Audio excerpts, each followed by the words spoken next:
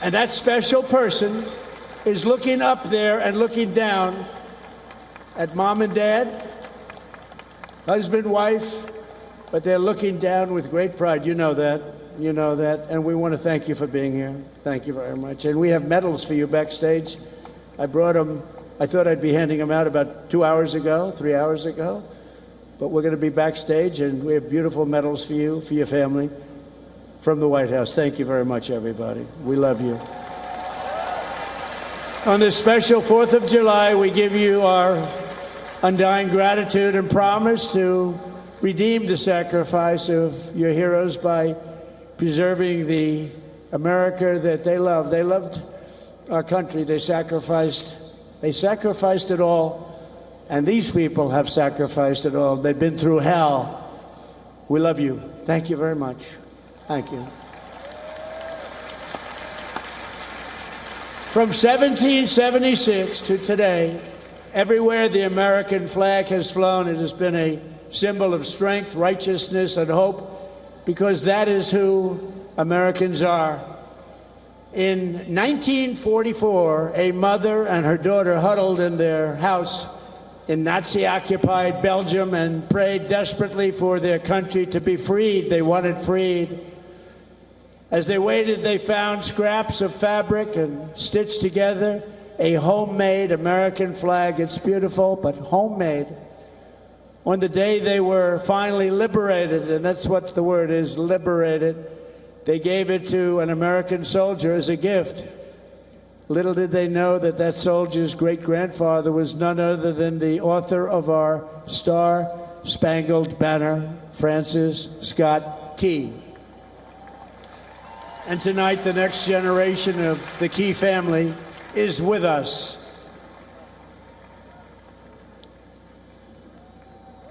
Thank you very much. Please. Thank you. Major Kyle Key has spent 23 years in the U.S. Army, highly respected, and this evening he proudly salutes the old flag that was made by the Belgian woman so beautifully, and who knew that America means hope and freedom. Congratulations, and thank you for being here very much.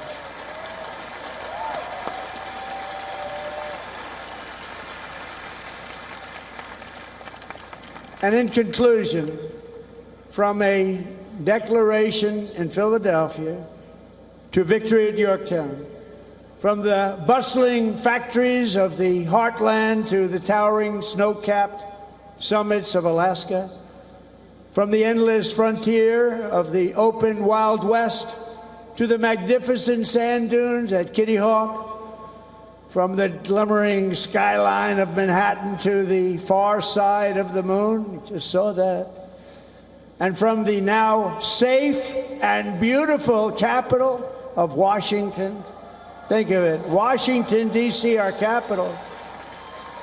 Our capital is now safe, gleaming, and beautiful again. It's safe again.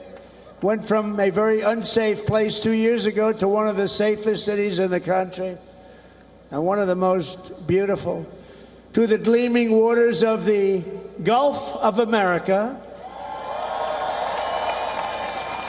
There is no challenge Americans cannot overcome. There is no place we cannot go. There is no goal we cannot reach, and there is nothing that Americans cannot do, and we're proving that right now. Our stock market is the strongest it's ever been. We have $19.2 trillion being invested in our country, which is 6 times more than ever happened before. We're building more factories in the United States than ever before. Everyone's 401ks are at the highest number they've ever been. And more people are working today in the United States than any time in the history of our country. But in this country, we can achieve the wildest and most impossible dreams. And no dream in history is bigger or more incredible than the one that started on July 4th, 1776. The war for independence was launched by Minutemen, farmers, blacksmiths, tradesmen, who took up their muskets against the mightiest army on earth, the most powerful army, an unbeatable army until they met us. No one made them do it. They fought because they knew that a free people must have a free country.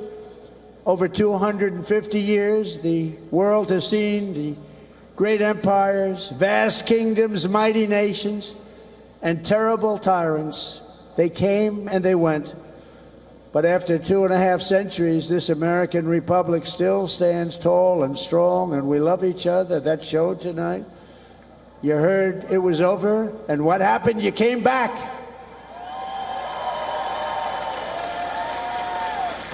And this American flag still waves proud and free and beautiful.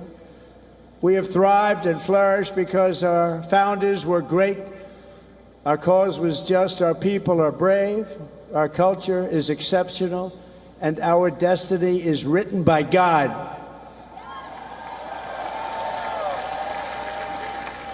And as we can see here tonight, after 250 years, the spirit of 1776 still lives within us all.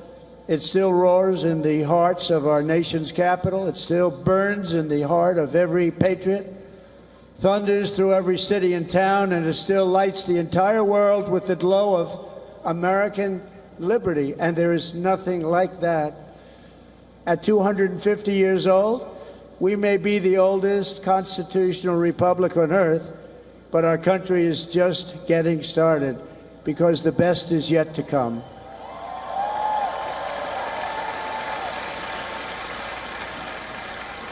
This is only the dawn of the golden age of America, and on this 250th 4th of July, we declare, just as they did 2.5 centuries ago, that for our country and for our children and for the cause of liberty, we are going to take our country to new levels, to levels not reached. We're going to make it bigger, better, stronger, and we're going to love it even more. And I just want to thank you, and the inconvenience of lightning can do that, but lightning will never stop you. And I want to thank everybody, and we love you all, and it's an honor to be your president. Thank you. God bless you all. God bless you all. Thank you.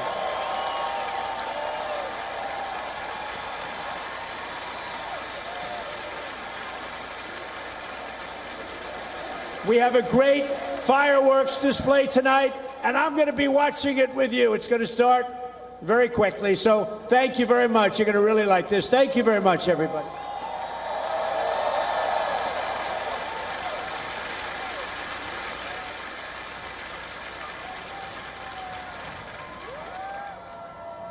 All right, that was U.S. President Donald Trump, who took the stage to deliver his speech on the 250th anniversary of American independence. He had kicked it off by recognizing the challenge which was posed by the weather.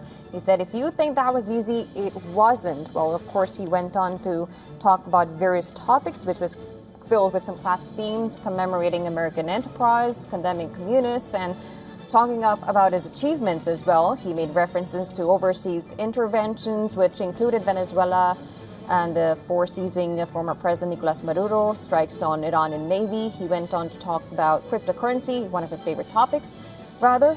Then, of course, he also thanked the veterans who were part of the independence of America.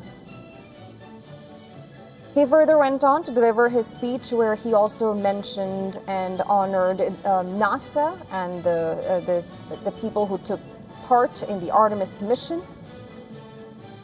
And furthermore, after this, there will be fireworks which will be displayed after his speech that is concluded.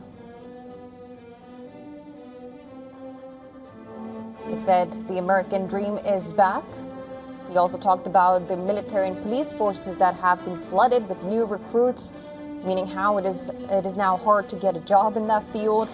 He talked about his speech also veered into his own legislative points, where he talked about voting reforms called the Save America Act, an executive order that is attempting to strike down birthright citizenship. He also talked about efforts to protect the Second Amendment, which is basically the right to bear arms. He also talked about the topic of communism. He often attaches that to Democrats and other political opponents, not really mentioning it, but also saying that communism will not ruin America and that they will always rise against it.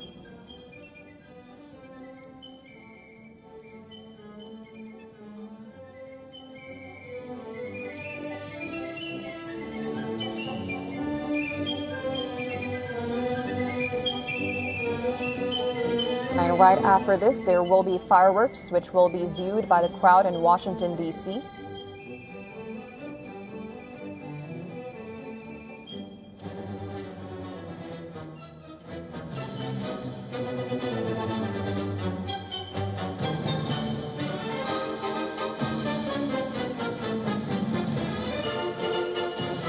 These are live visuals coming in from Washington, D.C. right after Donald Trump gave his speech for the 250th anniversary of United States Independence Day.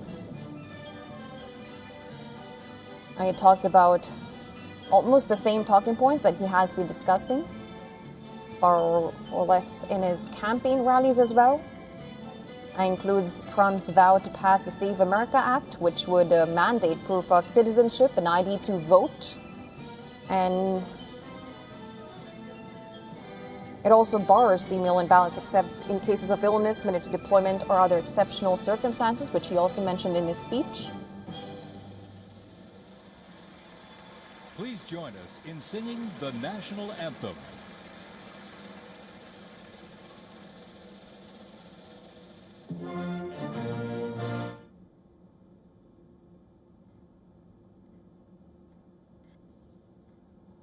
Now, just before he started also talking about the earliest U.S. flags, the earliest one being with 13 stars for the original states in honor of the 4th of July celebration. Now, one flag also displayed on stage was from 1777, having flown in the decisive battle in Saratoga, New York. There was another one which was displayed from 1781 in the Battle of Yorktown, Virginia. There were also displayed. He later also displayed other special flags, including one that covered President Abraham Lincoln's casket, a flag which was presented to Theodore Roosevelt when he returned from Cuba, and from the USS Arizona that sank Pearl Harbor, something that he has mentioned in his speech as well. All right, these are the visuals from Washington, D.C., which will be followed by some fireworks display. We'll, of course, be back with more news and updates, as well as this full coverage of the July 4th celebrations on the other side. Thanks for watching. Do stay tuned.